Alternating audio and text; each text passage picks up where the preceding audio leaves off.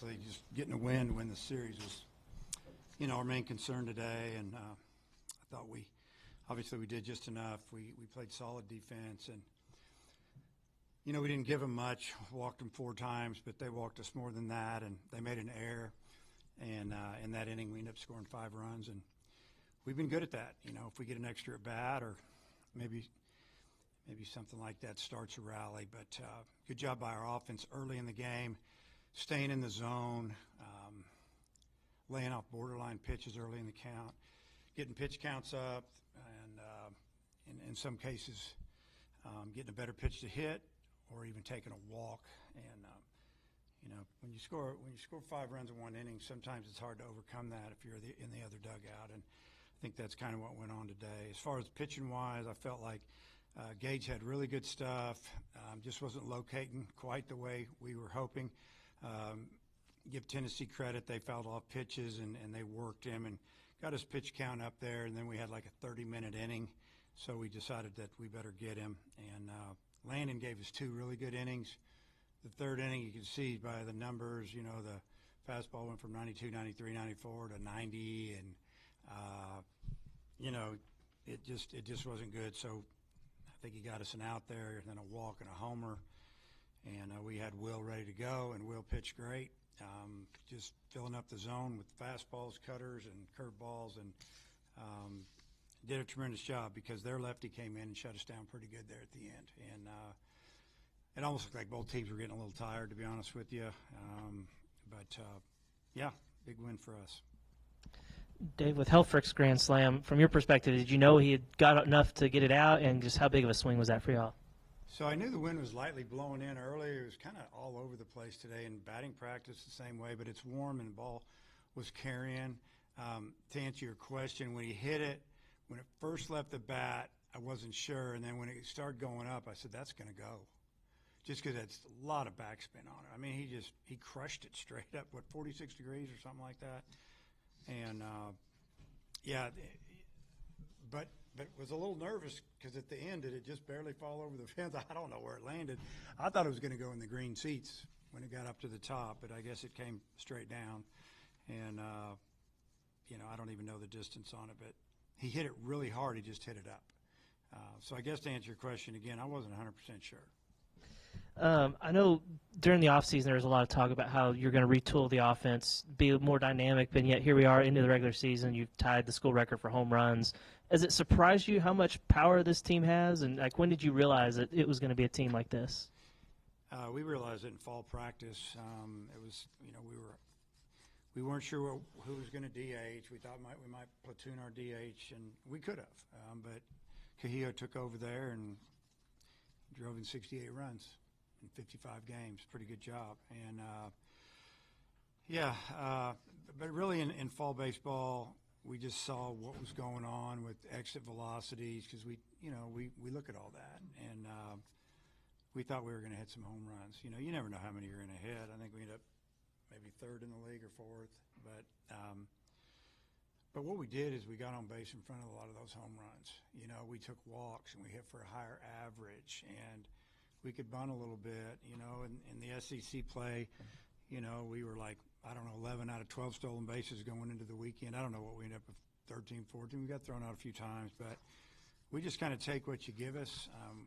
We worked on base running a lot in the fall. Then when the season started and we were hitting like we hit, we didn't want to run ourselves out of innings, so we didn't run as much as we were thinking. But some of it had to do with injuries with guys' legs. But yeah, it's been fun watching these guys take their work from practice into the games. Is it fair to say Kajillo's kind of the biggest difference maker, maybe in elevating you guys' ceiling this year offensively? Well, he really helped. I mean, I wouldn't say he's the biggest because when you think about it, it's kind of running streaks. It's just like today. I got Brent Iredale hitting in the 7-hole. But at the beginning of the season, he carried us. Once we got back from Arlington for 2 or 3 weeks in there, midweek games, weekend games, non-conference, he was hammering the ball. And the ball ended up in the seats, doubles, taking his walks, and he was hitting over 400. So, he was rolling. And then Kajillo was nailing it, too, pretty good.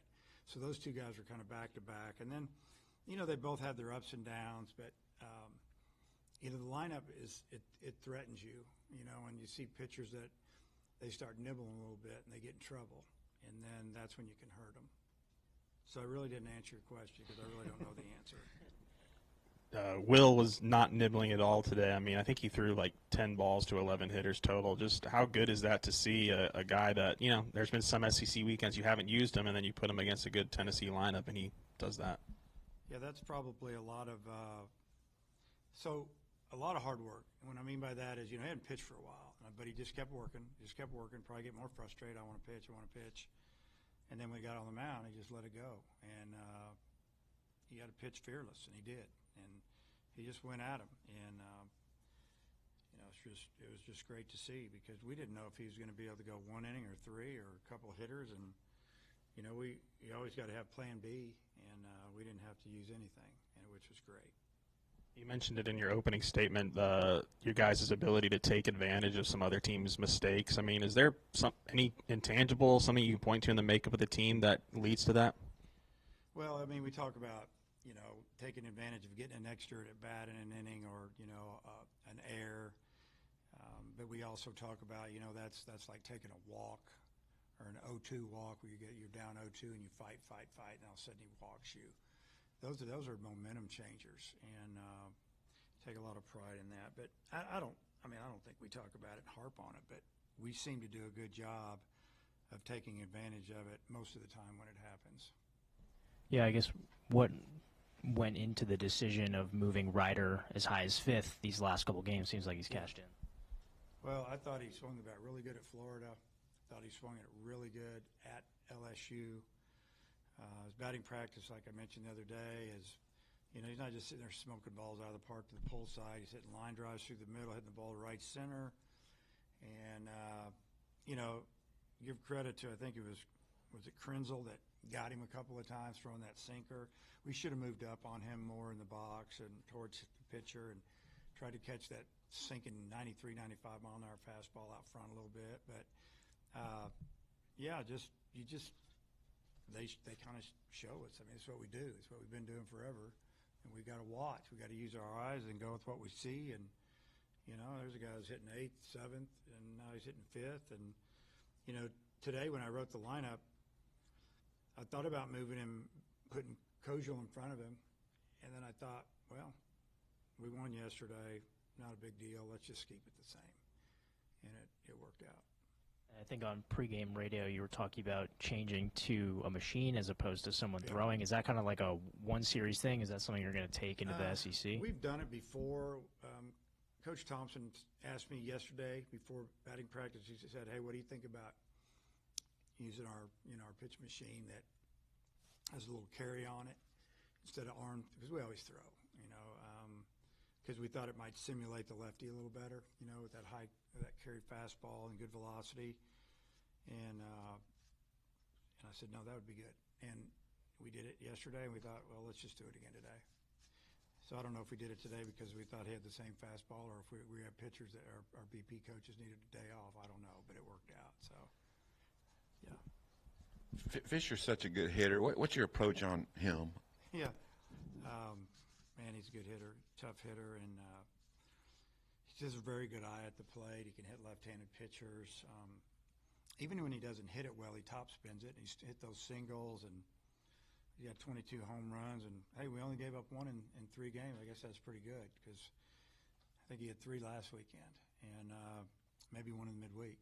So, he's really hard to get out. You have to almost fool him a little bit, or you just have to just say, here you go. And, we didn't get him out much, so I don't really know the answer to that one. He's going to be a really good pick in the draft, and he's played at 3 different schools and done really well at 3 different schools.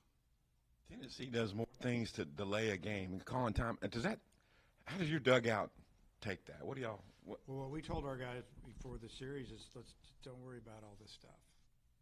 Just play and don't just play ball. And whether it's Tennessee or a West Coast school or whoever, a lot of times that goes on.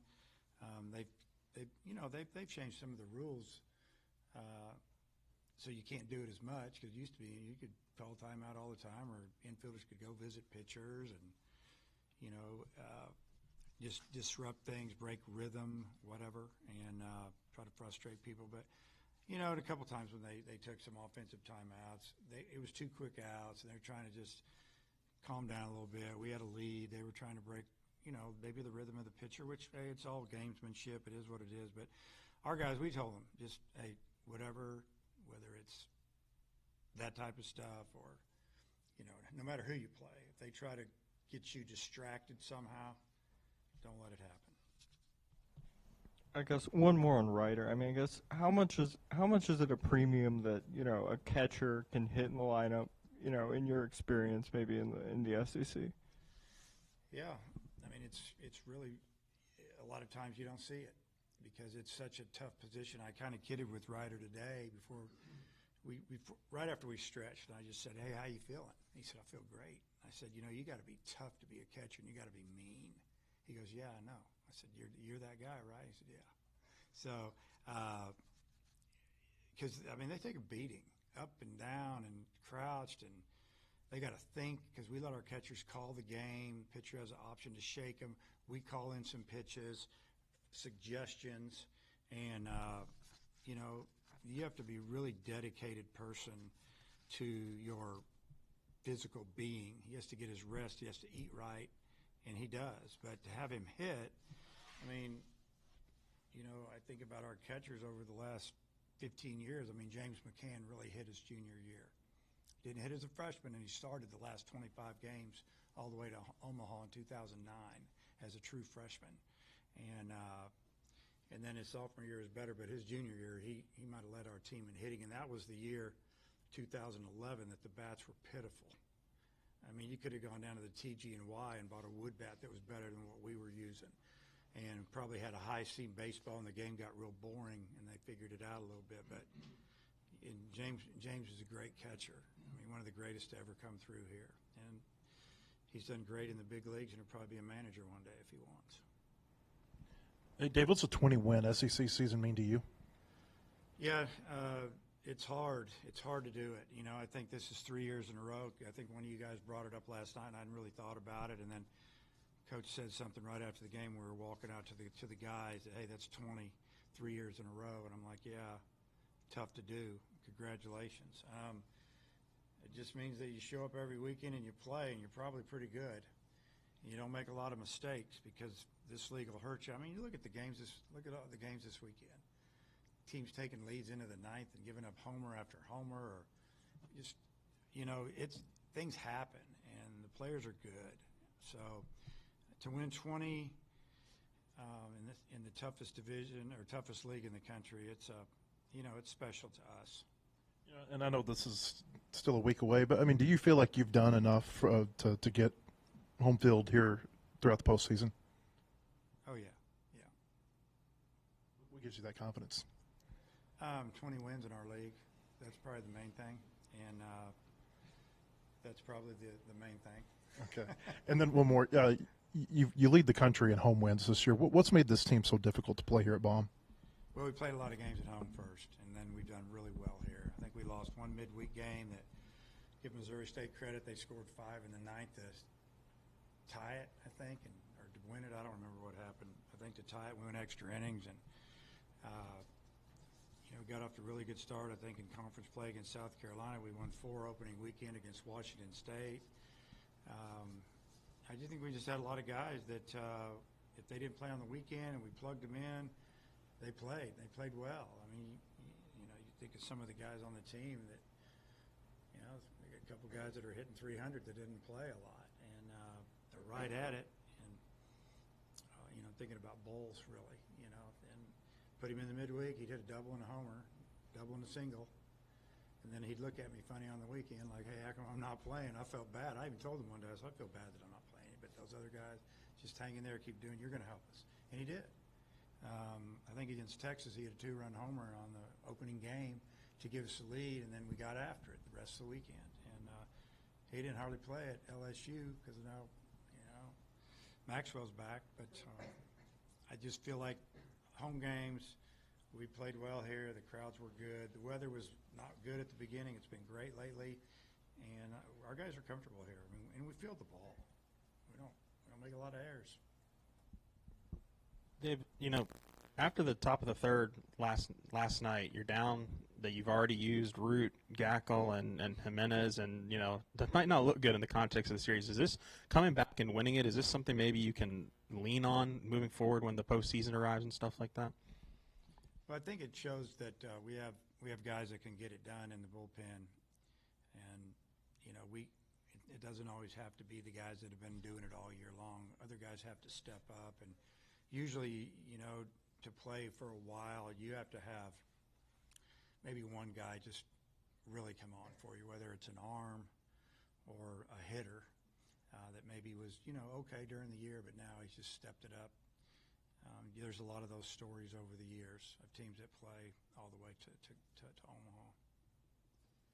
He obviously had the home run today, but he hit the ball really hard yesterday and today. Made another nice defensive play on the other side of second base, and a pretty nice slide on a stolen base. Just kind of, what do you make of his overall performance today and this weekend?